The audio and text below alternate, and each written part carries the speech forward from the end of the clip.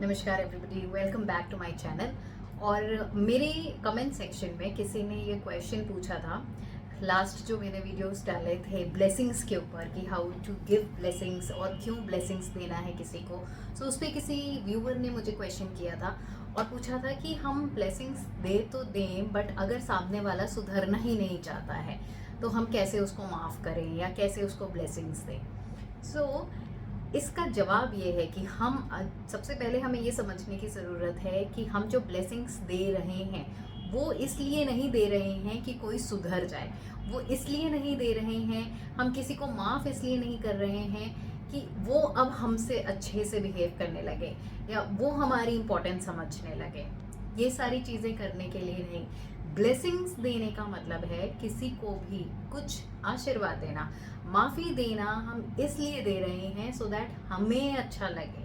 हम माफ़ी नहीं देते हैं तो हम सेल्फ लव नहीं कर सकते हैं। माफ़ी देना और सेल्फ लव ये दोनों पैरेलल चलता है।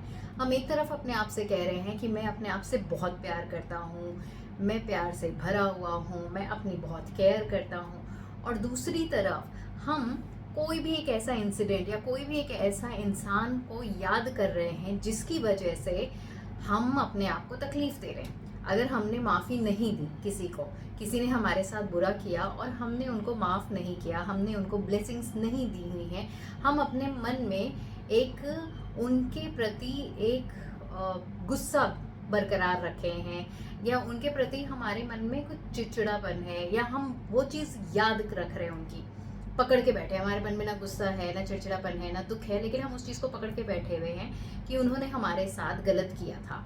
जब भी ये सोच हमारे मन में आती है कि उन्होंने हमारे साथ गलत किया था या वो सही नहीं है, इंसान सही नहीं है, या वो समझ नहीं पा रहे हैं मुझे, जब भी हम ऐसे इंसिडेंट को याद करते हैं जो भी उन्होंने किया या उस इंसान को याद करते हैं, तो हमें ये देखना है कि हमारे मन में कैसी फीलिंग्स आ रही हैं उस समय। क्योंकि हमने उनको माफ़ नहीं किया है तो हमारे मन में फीलिंग्स आएंगी, फिर से वही दुख की फीलिंग आएगी, हमें अच्छा नहीं लगेगा, हमें बहुत सैड महसूस होगा। फिर हमें एक ऐसी फीलिंग आएगी अपने लिए कि मैं ही क्यों, मैं एक विक्टिम हूँ, मेरे साथ ऐसा किया उसने, ये गलत किया। ठीक है, मुझे उससे कोई मतलब नहीं है, ठीक है, मैं उसके बारे में बुरा नहीं सोच रही, लेकिन उसने मेरे साथ गलत किया है।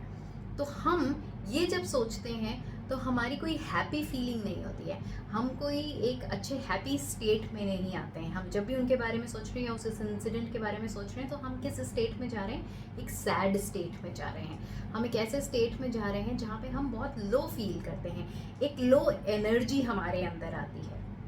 और जैसा हम ये कर रहे हैं, जब हम ऐसा कर रहे हैं तो इसका मतलब है तकलीफ उनको नहीं हम दे रहे, तकलीफ में वो नहीं है। अगेन उन्होंने हमें तकलीफ दी, इस चीज़ को हम अपने आप को सोच रहे हैं और फिर से अपने आप को ही तकलीफ दे रहे हैं, क्योंकि हमने अभी तक उनको उन बातों को पकड़ के रखा हुआ है। अभी तक हमने ये समझा है ही नहीं है कि उन्होंने हमारे साथ कुछ नहीं किया, जो भी किया वो इसलिए किया क्योंकि कहीं ना कहीं मेरा सेल्फ कॉन्सेप्ट मेरे बारे में ही ऐसा है, या कहीं ना कहीं मेरी सोच उनके बारे में ही ऐसी थी, या कहीं ना कहीं मेरी सोच रिलेशनशिप के बारे में ऐसी थी, या उस पूरे एनवायरनमेंट के बारे में ऐसी थी जिसकी वजह से मैंने ही ये सारी सिचुएशंस को मैनिफेस्ट किया है। फॉर एग्जाम्पल, अगर आप ऑफिस की बात करते हैं, रिलेशनशिप छोड़ते हैं, अगर ऑफिस की बात करते हैं, ऑफिस में आपके बॉस ने आपको बहुत हर्ट किया, कुछ ऐसी बातें बोली जो आपको बिल्कुल अच्छी नहीं लगती, आपके साथ कभी भी वो अच्छा सा बर्ताव नहीं करते हैं, हमेशा आपको डिसरिस्पेक्ट देते करते हैं, सबके सामने बहुत कुछ सुना देते हैं जो कि ठीक नहीं है,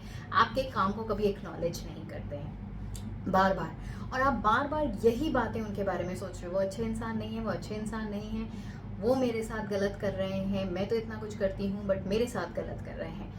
तो पहली चीज़, वो ऐसा क्यों कर रहे हैं? ऐसा नहीं है कि वो अच्छे इंसान नहीं है, कहीं ना कहीं किसी न किसी के लिए तो वो एक अच्छे इंसान होंगे, जिसको ये लगता होगा कि वो सामने वाला जो है, जो आपका बॉस है, वो किसी के लिए तो ऐसा होगा जो सबसे ज़्यादा प्यारा होगा, जो सबसे ज़्यादा लॉयल होगा, सबसे ज़्यादा ऑनेस्ट होगा, सबसे ज़्यादा बहुत ही प्यार से बात करता होगा। कहीं ना कहीं तो ऐसा कोई होगा, उनकी माँ ऐसे होंगी जो उनको सबसे अच्छा समझते होंगे, उनके फैमिली मेम्बर्स होंगे, उनके बच्चे ऐसे होंगे जो उनको सबसे ज़्यादा अच्छे समझते हैं। तो ऐसा नहीं है कि उनका सिर्फ एक ही वर्जन है और वो ये वर्जन है कि वो गलत इंसान है, वो किसी को समझने वाले इंसान नहीं है। उनके मल्टीपल वर्जन्स हैं, लेकिन आप फोकस कर रहे हैं सिर्फ एक ऐसे वर्जन पे जो कि अच्छा नहीं है, जो दूसरों को नहीं समझता है, जो दूसरों की इज्जत नहीं करता है। और इसीलिए बिकॉज आप बार बार उसी चीज़ पे फोकस कर रहे हैं, इसीलिए वो बार बार अपना वही वर्जन दिखा रहे हैं। सेकेंडली, शायद से आपके मन में आपके लिए ऐसी थॉट्स हो सकती हैं कि मैं वर्दी नहीं हूँ, मैं जिस भी जॉब में जाती हूँ मैं बहुत मेहनत करती हूँ, लेकिन मेरी मेहनत को रिकॉग्नाइज नहीं किया जाता है। मुझे हमेशा से बहुत मेहनत करनी पड़ती है अपने आप को प्रूव करने के लिए।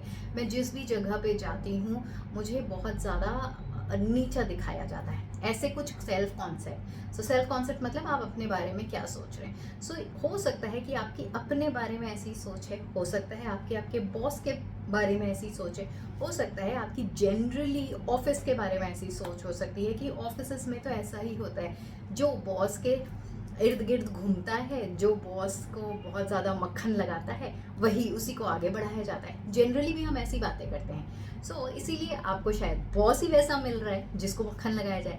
सो इट इज़, मैं सिर्फ एक सिनेरियो की बात कर रही हूँ where I am talking only about boss. So इसी तरह से अलग अलग लोगों के बारे में हम क्या सोच रहे हैं और हम अपने बारे में उनके साथ रिलेशनशिप में क्या सोच रहे हैं, कंप्लीट रिलेशनशिप के बारे में क्या सोच रहे हैं, और वही सारी चीज़ें हमारे सामने मैनिफेस्ट होके आती हैं।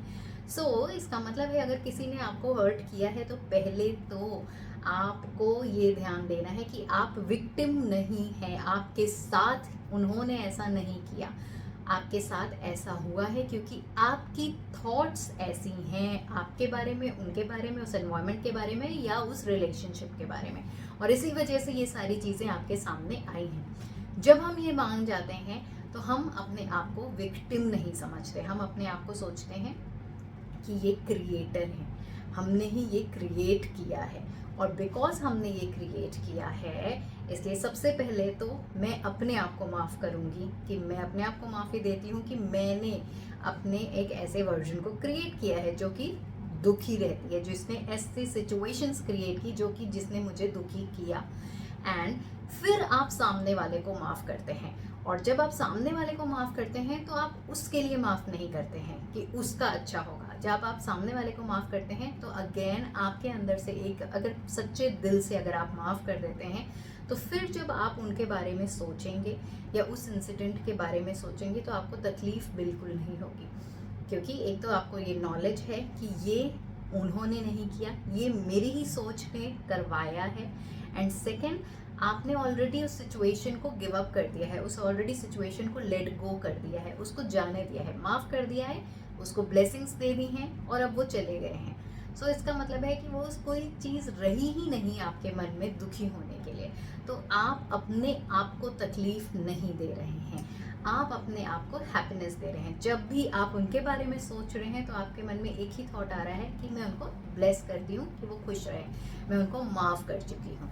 सो जब आप माफ़ी दे चुके हैं तो कैसी फीलिंग आएगी? जब आप उनके बारे में जैसे ही सोचेंगे दुखी नहीं फीलिंग आएगी, फ्रस्ट्रेटेड फीलिंग नहीं आएगी, एंगर की फीलिंग नहीं आएगी, बल्कि माफ़ी दे चुके हैं तो अपने लिए आपको ऐसा लगेगा कि मैं एक बहुत ही डिवाइन इंसान हूँ, मैं एक ऐसा, अपनी सेल्फ एस्टीम आपकी बढ़ेगी, मतलब अपने लिए रिस्पेक्ट बढ़ेगी कि मैं कितनी अच्छी हूँ, मैं कितनी बड़ी पोजीशन पे हूँ कि मैं माफ़ी देती हूँ लोगों को।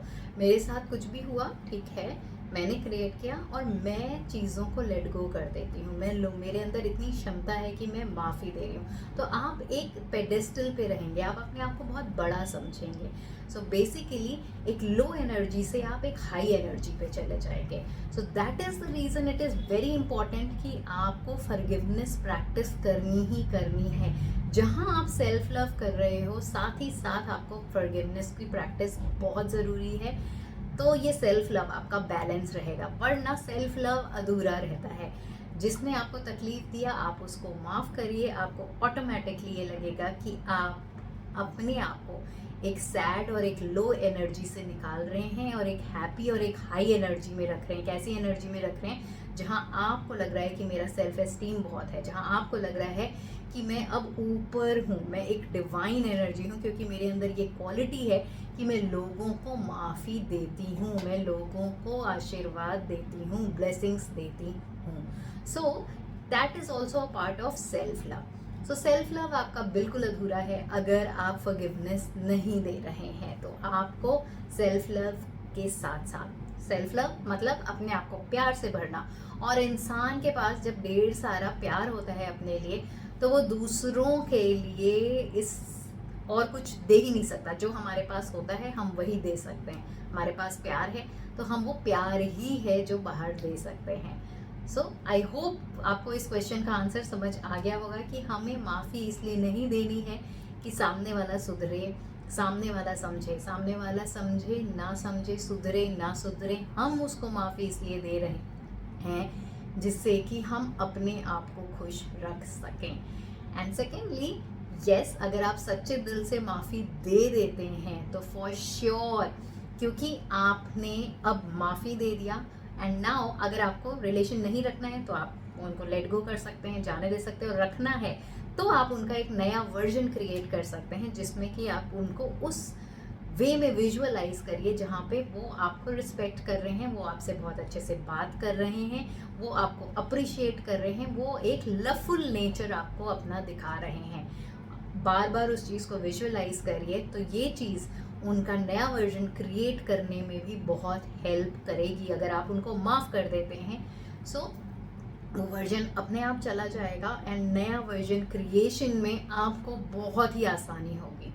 Thank you so much for watching my video. अगर इससे रिलेटेड और भी कोई क्वेश्चंस है तो प्लीज़ मुझे कमेंट सेक्शन में ज़रूर बताइएगा।